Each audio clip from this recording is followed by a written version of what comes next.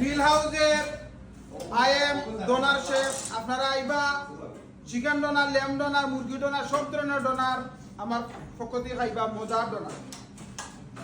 Grill হাউসের grill chef, chicken grill, lamb grill, fish grill, everything পাইবা। আইবা জলদি জলদি আইবা।